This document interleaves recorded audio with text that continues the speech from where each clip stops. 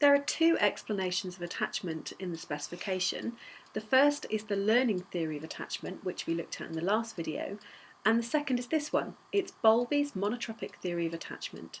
If you're one of my students, then you'll need handout A07, which you can fill in as you go along, and there are some exam style questions to do. If you're not one of my students and you like the handouts, then you can follow the link in the description below to access them. This is John Bowlby, and his take on attachment and why and how children attach is the complete opposite theory to the one we learnt before, the learning theory of attachment. So you'll remember in the learning theory, it was the idea that children, babies, will only attach to their primary caregiver for the food that they get from them and that there's no special bond. So John Bowlby had a completely different take on that, and he believed the infant or young child should experience a warm, intimate and continuous relationship with the mother or permanent mother substitute in which both find satisfaction and enjoyment.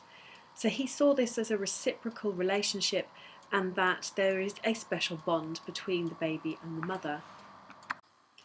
Bowlby's theory is made up of several concepts which are borrowed from two other areas of psychology. The concepts are called the critical period, social releases, monotropy, the internal working model and the continuity hypothesis, which we'll look at in a moment. And the areas that those concepts are taken from are evolutionary psychology and psychodynamic psychology. Evolutionary psychology is the idea that any behaviour that we have today has evolved from the environment of the evolutionary adaptation, or the EEA.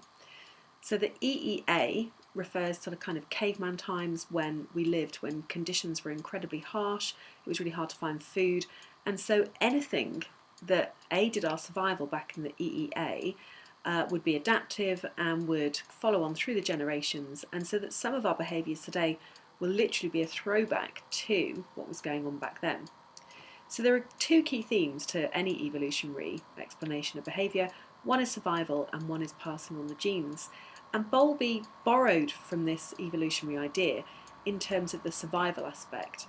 He thought that attachment occurs between the mother and the baby because it aided the survival of the child. And so he is the opposite to the learning theory of attachment. He's saying that we have evolved to attach, that attachment is adaptive, and that we are born to attach. It's innate within us. The two elements of Bowlby's theory which are borrowed from the evolutionary theory are the critical period and the social releases.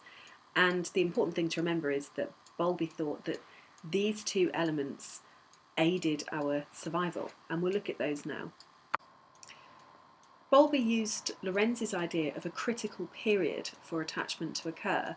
So Lorenz had found that there was a critical period in which animals should attach to their caregiver, and Bowlby borrowed from that idea and said that humans have a critical period in which they need to attach, and if they don't attach in the critical period, then they will never attach to the caregiver. So Bowlby identified the critical period for babies to attach was between 3 to 6 months old. Before 3 months old, it didn't really matter because their brains were still developing, but by 3 months old and between 3 and 6 months old was that critical period for attachment to occur. And Bowlby said that if a baby did not attach to its caregiver during that time, then that baby would never attach to its mother or primary caregiver. The second part of Bowlby's theory is called social releases. And Bowlby said social releases are biologically programmed characteristics and behaviours of babies that elicit caregiving in adults. So take a look at these babies. Some of them are unbelievably cute and some of them are crying their heads off. The cuteness, what makes them cute? Look at their big eyes, their button noses. Those characteristics are cute, and Bowlby says that these characteristics have evolved to aid survival. When we have a baby and we look at it, we are mesmerised by how gorgeous it is. We'll pick it up and cuddle it. It elicits caregiving, which increases the bond between the mother and the baby. The crying is a behaviour that has evolved because it aids our survival. When a baby is hungry or uncomfortable, it will cry its head off, and we are programmed to go and look after those children. So again, it's borrowed from the evolutionary idea that we have adapted to have these characteristics and behaviours to elicit caregiving, which will increase the attachment between mother and baby, or caregiver and baby. Bowlby also borrowed from the psychodynamic theory, and the main theorist for this is Freud. So that's a picture of Freud there. And whenever you hear of Freud, I want you to think about two questions. Imagine Freud asking you two questions in an Austrian accent, and they would be, tell me about your mother. Tell me about your childhood. Because Freud was absolutely obsessed with the idea that whatever happened to you in your childhood and whatever your relationship was like with your mother would influence you throughout your entire life. And Bowlby agreed, so he borrowed this idea from the psychodynamic perspective to create three elements of his theory of attachment, which we'll look at now, which is monotropy, the internal working model, and the continuity hypothesis. So these next three elements are borrowed from that idea, that psychodynamic idea, that whatever occurs in your childhood and whatever your relationship is like with your mother will influence you as far as attachment goes, not only as a child, but for the rest of your life. Monotropy is the idea that Bowlby had, that we have one true attachment figure in our lives, and Bowlby almost thought that it was almost always the mother. And according to Bowlby, this attachment is the strongest and the only true attachment that we would ever have. Bowlby said that the more constant and predictable a child's care, the better the quality of their attachment. And so it was really important that the monotropic relationship between the mother and the child was really constant, warm, loving, because that meant that a child would know that its needs were going to be met and would have a really good quality of attachment. The next concept is the internal working model. And so the messages we receive from our mother and from the way she treats us has a profound and lasting effect on how we see ourselves. The child forms a mental representation of their relationship with their primary caregiver. The mental representation of relationships that you formed from your relationship with your mother, Bowlby calls it the internal working model, and says it serves as a model or a blueprint of what relationships are like, and that it will be incredibly powerful on you because you will use that blueprint for all future relationships. So if your mother or your primary caregiver always treated you really well, loved you, gave you confidence, made you feel like you were a really worthy person, and that you have a good relationship, you think you will base all future relationships on that and go into them thinking that they're going to be really reliable and secure and happy. On the flip side, if your primary caregiver or your mother gives you a very poor blueprint of what relationships are like, if they ignore you or call you stupid or don't have expectations of you being a good person, they label you maybe as lazy or stupid, then that has a very powerful effect on you. Bowlby says that that internal working model is really broken. Your blueprint for relationships is broken, and so you enter into all future relationships, whether friendships or romantic ones, expecting them to fail, expecting them not to work out, so invariably they wouldn't. So that internal working model is incredibly powerful within you and is determined upon the attachment that you have, the relationship that you have with your mother at a very young age. Bowlby also believed the internal working model affects the child's later ability to be a parent themselves. He thought people tend to base their parenting behaviour on their own experiences of being parented, and that could explain why children from functional families tend to have similar functional families themselves when they become a parent. The last part of Bowlby's theory is called the continuity hypothesis, and it's the idea that whatever happens to you in childhood continues on into adulthood. So the continuity hypothesis proposes that individuals who are strongly attached in infancy continue to be socially and emotionally competent, whereas infants who are not strongly attached have more social and emotional difficulties in childhood and adulthood. So there is continuity from infancy through to adulthood. So we're going to look at the evaluation points for Bowlby's monotropic theory. And the first thing you can do is criticise Bowlby's monotropic theory with the learning theory of attachment, which we looked at in the last video. So you could come in with the first evaluation point to say, A criticism of Bowlby's monotropic theory is that learning theory explains attachment in terms of classical and operant conditioning, and then you just give a small amount of information about how the learning theory says that attachment occurs. So you're using the description, the AO1 content, to criticise Bowlby's monotropic theory, and that's quite good because it means you already know the learning theory of attachment. You don't have to learn another evaluation point. The next evaluation point is research support for the concept of social releases. So if you look at the slide, it says describe interactional synchrony, and it could easily say describe reciprocity as well. And you should know from previous lessons that interactional synchrony is an infant caregiver interaction, and it's where the baby and the mother or the caregiver mirror each other's actions as if they are one. And it's a form of communication that lays the basis for attachment. So Brazelton did an experiment to test what would happen if the mother ignored their baby's signals, if they ignored the reciprocity, if they ignored the interactional synchrony. Sounds a bit like the blank face experiment by Tronick. So Brazelton found that when the primary caregiver ignored their baby's signals, then the baby showed initial distress, but when the attachment figure continued to ignore the baby, some responded by curling up and lying motionless. So the fact that the children responded so strongly supports Bowlby's ideas about the significance of infant social behaviour eliciting caregiving. This idea that social releases are incredibly necessary part of the attachment and come from both the baby and the caregiver. And so that supports that concept of social releases as a really important aspect of attachment. If you're my students, do some research methods practice. I've given you the IV and DV. See if you can write a directional hypothesis for Brazelton's experiment. The next evaluation point is a criticism of the critical period that Bowlby proposed. So we know that Bowlby said if a child didn't attach during that critical period of 3 to 6 months, then it never would. However, other researchers like Rutter, who you'll come across when we look at Romanian orphans, argue the point that actually some children who fail to form an attachment during that critical period have gone on to be able to have attachments with important people in their lives. And so it's now preferred to say a sensitive period rather than a critical period for attachment.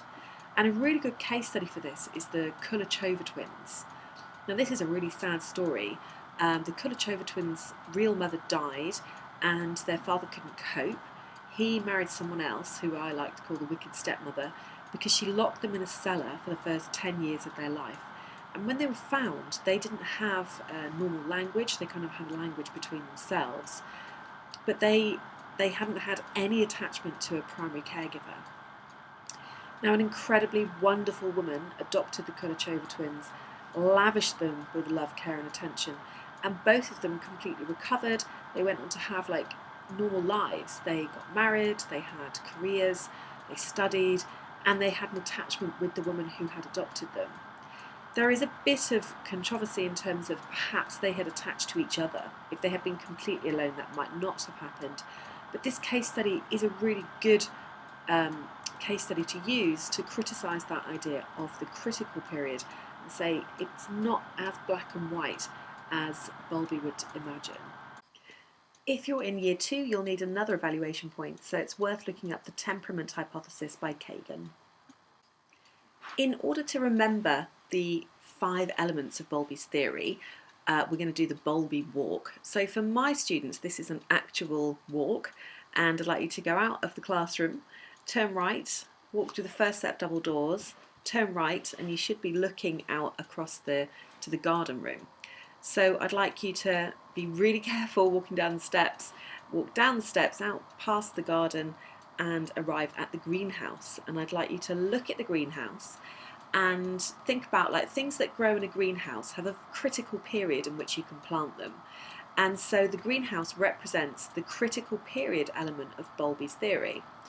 So look at the greenhouse and imagine, really visualise in your mind 3 to 6 months emblazoned in neon flashing out from the door.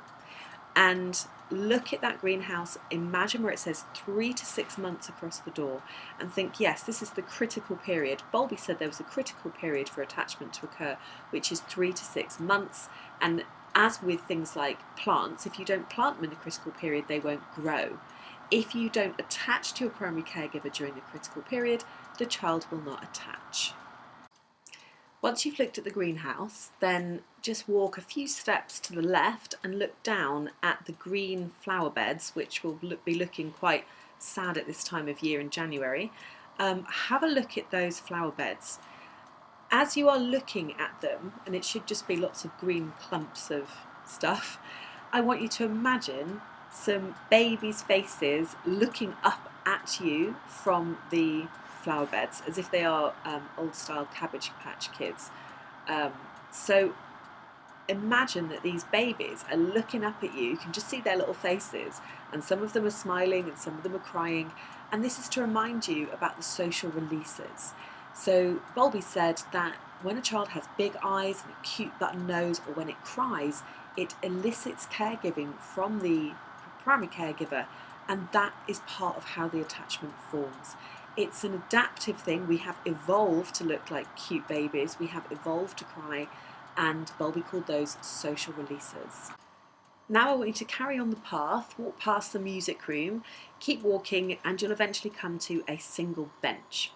So look at the bench. The bench represents monotropy. It's one bench on its own, and I want you to, when you look at the bench, I want you to imagine a mother with a baby sitting on the bench. And so mono means one. Bowlby said there is one true attachment figure, which is the mother, and it's the sensitivity of that relationship that will determine the attachment, how strongly attached a child is.